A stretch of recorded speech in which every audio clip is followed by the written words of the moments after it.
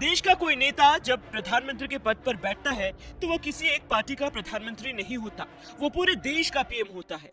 और उसी प्रधानमंत्री के नाम पर पूरी दुनिया में हिंदुस्तान की पहचान होती है।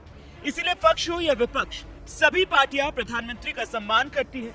लेकिन ये बात लगता है कांग्रेस नेता राहुल गांधी भूल गए हैं। इसीलिए प्रधानमंत्री जैसे संवैधानिक पद पर बैठे नरेंद्र मोदी के खिलाफ जुबानी मर्यादा लांघते हुए सड़क छाप भाषा पर उतर आए और तू तड़ाक वाली भाषा में ऐसे बात कर रहे हैं जैसे मानो किसी गली के लौंडे से बात कर रहे हो। ट्रंप ने आज कहा कि जब हिंदुस्तान पाकिस्तान का युद्ध हो रहा था, मैंने फोन उठाया और नरेंद्र मोदी से कहा कि सुन, ये जो तू कर रहा है इसको 24 घंटे के अंदर बंद कर। और नरेंद्र मोदी ने 24 घंटे में नहीं, 5 घंटे में सारा का सारा रोक दिया। मैं आपको गारंटी देके कह रहा हूं और अच्छी तरह सुनिए, नरेंद्र मोदी वोट चोरी करके चुनाव जीतता है। नरेंद्र मोदी वोट चोरी करके, वोट कटवा के, वोट बढ़ा के चुनाव जीतता है। और नरेंद्र मोदी और अमित शाह की मदद हिंदुस्तान का इलेक्शन कमीशन करता है। नेता विपक्ष जैसा जिम्मेदार पद संभालने के बावजूद राहुल गांधी ने देश के प्रधानमंत्री के खिलाफ तू तड़ाक जैसी घटिया भाषा का इस्तेमाल किया। तो वहीं दूसरी तरफ राहुल तेजस्वी की वोटर्स अधिकार यात्रा जब बिहार के जिला दरभंगा में पहुंची तो यहां उनके कार्यकर्ताओं ने पीएम मोदी के खिलाफ नफरत की सारी हद पार कर दी और भरे मंच से पीएम मोदी की मां को गाली दी गई।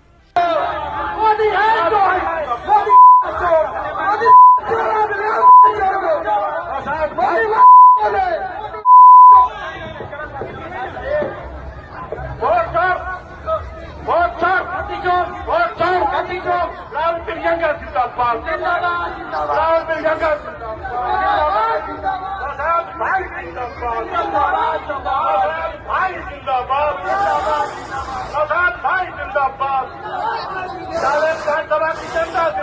राहुल गांधी ने जहां पीएम मोदी के खिलाफ तू तड़ाक की भाषा का इस्तेमाल किया तो वहीं उनके समर्थक तो राहुल गांधी से भी 2 कदम आगे जाते हुए पीएम मोदी की दिवंगत मां को गाली देने लगे।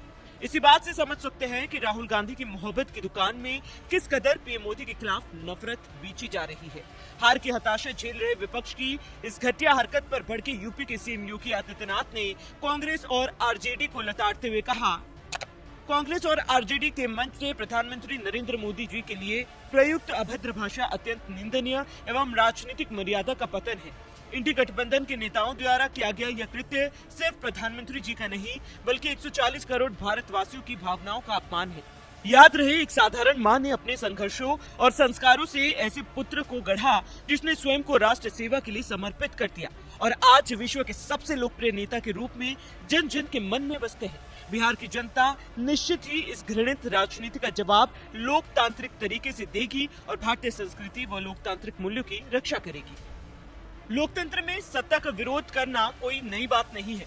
विपक्ष का काम ही यही है कि सरकार की नीतियों की आलोचना करना। लेकिन इसका मतलब ये नहीं कि प्रधानमंत्री के खिलाफ तू तड़ाक जैसी घटिया भाषा का इस्तेमाल किया जाए और उनकी मां को गाली दी जाए।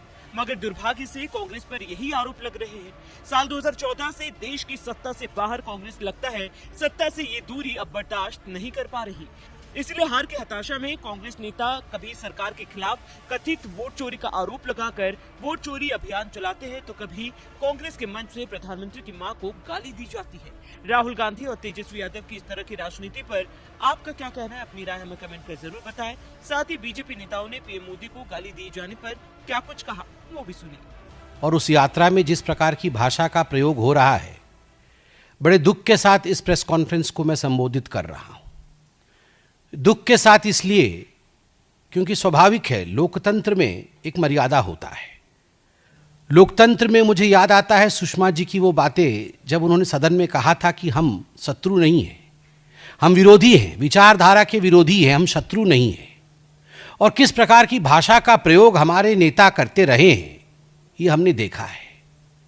और आज जब भाषा की मर्यादा तार तार हो रही है, आज जब माननीय प्रधानमंत्री जी और प्रधानमंत्री जी की 100 वर्ष की मां जो आज हमारे बीच में नहीं है, जिनका लगभग 100 वर्ष की आयु में स्वर्गारोहण हुआ, उनके ऊपर जिस प्रकार की कटुता, जिस प्रकार की अश्लीलता और जिस प्रकार की भाषा का प्रयोग किया गया है, मुझे लगता है शर्मसार आज उस पार्टी को होना चाहिए जो पार्टी कभी अपने आप को भारत में स्वतंत्रता संग्राम से जोड़ती थी।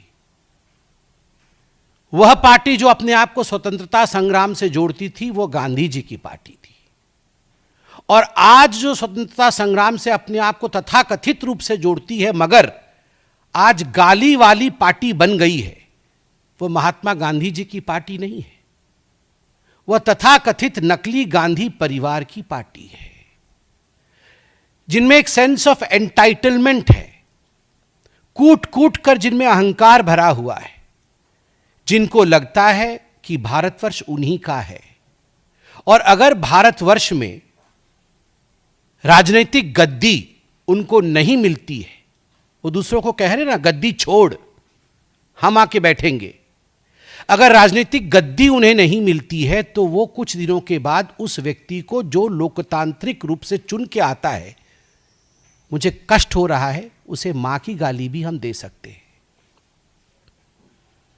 बिहार की जनता है, जहां से चाणक्य हुए, जहां से बुद्ध हुए, जहां से भाषा की प्रवाह बही है, जहां से ज्ञान और संस्कृति की प्रवाह बही है, वह बिहार की जनता इस प्रकार की भाषा को देख रही है, उसे परख रही है।